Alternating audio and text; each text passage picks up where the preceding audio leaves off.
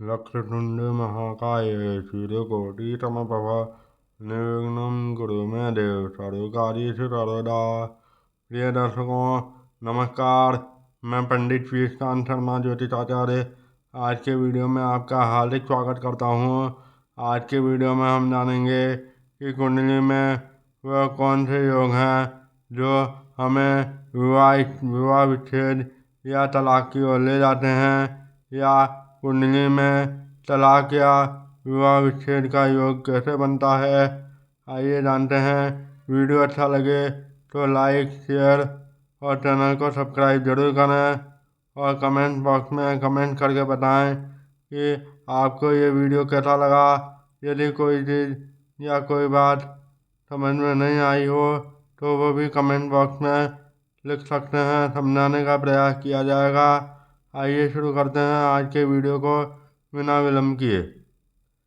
तो कुंडली में तलाक के योग या विवाह विच्छेद के योग कैसे बनते हैं, आइए जानते हैं। इसके लिए कुछ नियम हैं। इनमें से पहला नियम यह है कि सबसे पहले ये देखिए कि विवाह के लिए सबसे मुख्य भाव कौन सा होता है। सप्तम भाव और सप्तमेशीय ने सप्तम भाव ये वाला, और इस भाव में जो राशि बैठी हो, जो अंक लिखा हो, उस नंबर की जो राशि हो, उस राशि का जो स्वामी हो, वह सप्तमेश कहलाता है।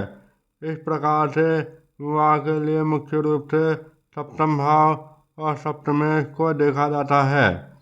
उनमें से कुछ नियम मुख्य हैं। पहला नियम यह है कि सप्तम भाव में पाप ग्रहों, अब पाप ग्रह कौन कौन से हैं। सूर्य, मंगल, शनि, राहु और केतु। इन पाप ग्रहों में से कोई भी ग्रह बैठा हो सप्तम भाव में, या युति बना रहा हो या दृष्टि संबंध हो।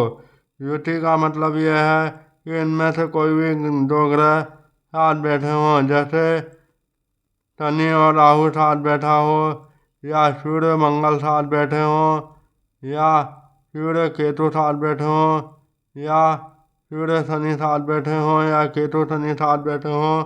कोई भी दो ग्रह युति बनाकर बैठे हों सप्तम भाव में, या इनमें से किसी का भी दृष्टि संबंध हो, जैसे सूर्य और राहु यहाँ बैठा हो और मंगल प्रथम भाव में हो, लग्न में हो, तो दोनों की दृष्टि होगी तो भी तलाक का योग बनेगा। तो सरल शब्दों में कहा जाए तो सप्तम भाव में पाप ग्रह की दृष्टि हो या युति हो तो तलाक का योग बनता है।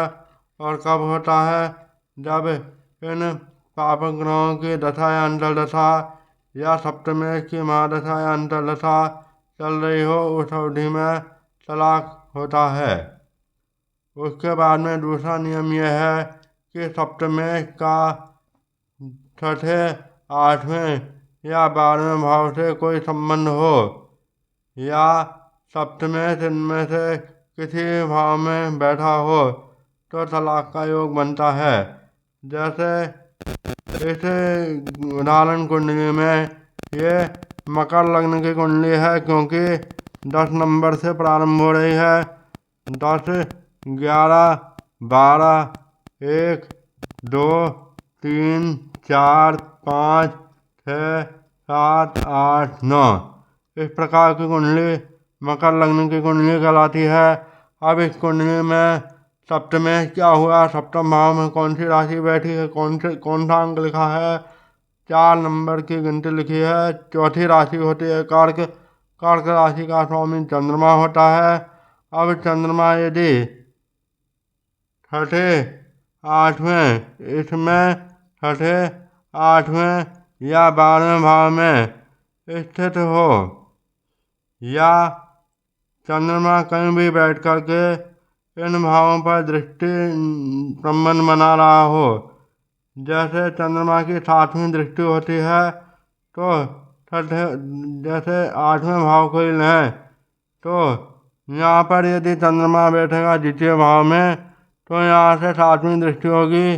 1, 1, 2, 3, 4, 5, 6, 7 द्वितीय भाव से चंद्रमा की 7वीं दृष्टि होगी अष्टम भाव पर।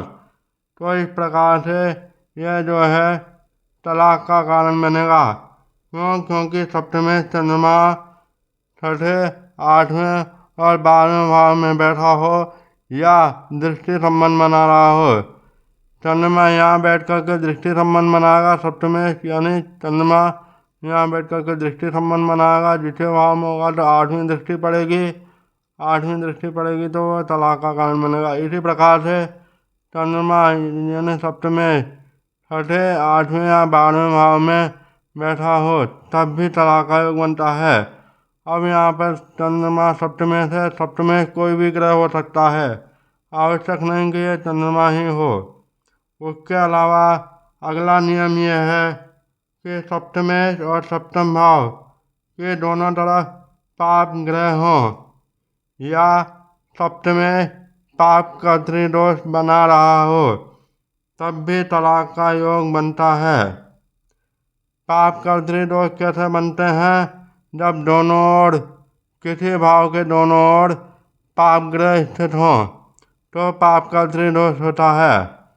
जैसे ये कह रहे हैं, नियम कह रहा है सप्तमे के दोनों तरफ, मान लीजिए सप्तमे मान लो, सप्तमे जैसे इस उदाहरण कुंडली में सप्तमे क्या है? चंद्रमा। अब चंद्रमा के दोनों तरफ यदि एक तरफ शनि और एक तरफ राहु हो,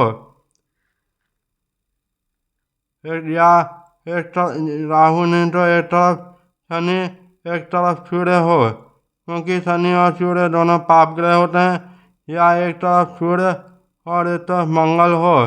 इस तरह से यहाँ पर छठे या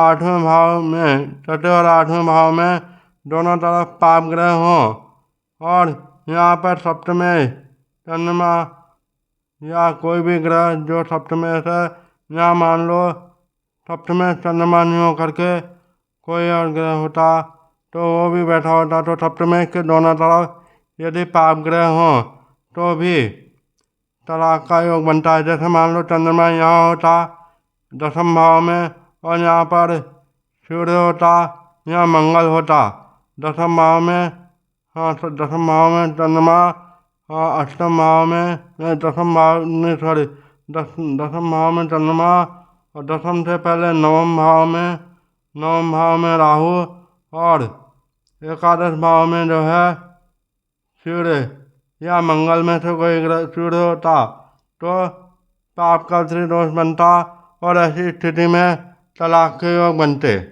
अगला नियम है सप्तमे की डिग्री यदि कम हो तो भी तलाक का योग बनता है। सप्तमे मान लो यहाँ पे चंद्रमा है, क्योंकि 4 नंबर की गिनती लिखी है, चंद्रमा की डिग्री यदि 0, 1, 2, 3 या 28, 29, 30 हो तब भी तलाक का योग बनेगा, क्योंकि सप्तमे की डिग्री कम है, इसलिए उसमें पावर ही नहीं है इसलिए।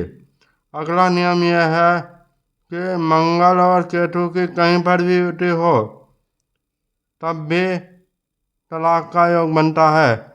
इन 12 भावों में से कहीं पर भी मंगल और केतु की युति हो तब भी तलाक का योग बनता है। अब अगला नियम यह है गुरु या शुक्र अथवा दोनों ग्रहों के प्रभाव से दाम्पत्य खराब होता है। दोनों ग्रहों पर पाप ग्रहों के प्रभाव से दाम्पत्य जीवन खराब होता है, क्योंकि पाप ग्रहों से यदि गुरु प्रभावित हो तो पत्नी पति को और शुक्र प्रभावित हो पाप ग्रहों से तो पति पत्नी को तलाक देता है, क्योंकि गुरु और शुक्र क्रमशः पति और पत्नी के कारक हैं। शुक्र यदि खराब होगा तो पति पत्नी को तलाक, शुक्र यदि खराब होगा तो पति पत्नी को तलाक देता है, और गुरु यदि खराब स्थिति में हो, यानी पाप ग्रहों की दृष्टि हो, पाप ग्रहों से युद्ध हो, या गुरु और शुक्र गुरु अपनी नीच राशि में हो तो पत्नी पति को तलाक देती है। गुरु अगर खराब हो तो पत्नी पति को तलाक देती है और शुक्र अगर खराब हो तो पति पत्नी को तलाक देता है, क्योंकि गुरु और शुक्र दोनों ग्रह क्रमशः पत्नी और पति के कारक ग्रह हैं। अगला नियम यह है कि यदि लग्न कुंडली के चतुर्थ भाव में, चतुर्थ भाव कौन सा है, ये 1 2 3 4 ये चतुर्थ भाव हुआ। इस चतुर्थ भाव में यदि सूर्य शनि या द्वादशेश मतलब यहाँ पर द्वादश भाव में कौन सी राशि है, धनु राशि। धनु राशि का स्वामी हुआ बृहस्पति, तो बृहस्पति शनि या सूर्य अर्थात द्वादशेश शनि या सूर्य, इन तीनों में से कोई भी ग्रह चतुर्थ भाव में स्थित हो तब भी तलाक का योग बनता है। इसके अलावा द्वादशेश किसी भी भाव में यदि राहु के साथ हो तब भी तलाक का योग बनता है। जैसे यहाँ पर द्वादशेश है, 9 नंबर की गिनती लिखी हुई है द्वादश भाव में, तो 9वीं राशि होती है धनु। धनु राशि का स्वामी होता है बृहस्पति। बृहस्पति और राहु की युति कहीं पर भी होगी तो भी वह तलाक का कारण बनेगा। उसके अलावा एक नियम और है, यदि लग्नेश और सप्तमेश में यदि द्विद्वादश या षडाष्टक दोष हो तब भी तलाक का योग बनता है, तब भी तलाक होता है।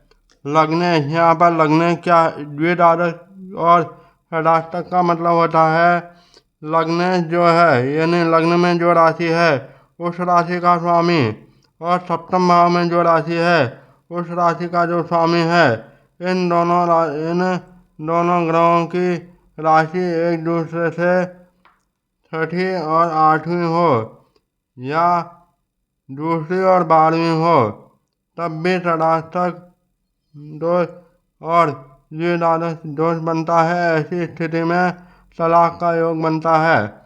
जैसे यहाँ पर लग्न क्या है, शनि। अब शनि और सप्तमेश क्या है, चंद्र। और इनमें द्विद्वादश मान लो, शनि की राशि है मकर और चंद्रमा की राशि है कर्क, और शनि मान लो यहाँ बैठा हो, और अब शनि की राशि, अब इन दोनों की राशि आपस में दूसरी या 12वीं होगी या फिर छठी और 8वीं होगी तब भी द्विद्वादश और षडाष्टक दोष होता है। इसके बारे में विस्तार से चर्चा अलग से वीडियो बनाकर करेंगे। उसके बाद में आता है अगला नियम यह है कि चतुर्थेश और षष्ठेश का राशि परिवर्तन हो रहा हो। जैसे यहाँ पर चतुर्थेश क्या है, 1 2 3 4 चतुर्थेश यहाँ पर हुआ मंगल, क्योंकि चौथे घर में 1 नंबर की गिनती लिखी है।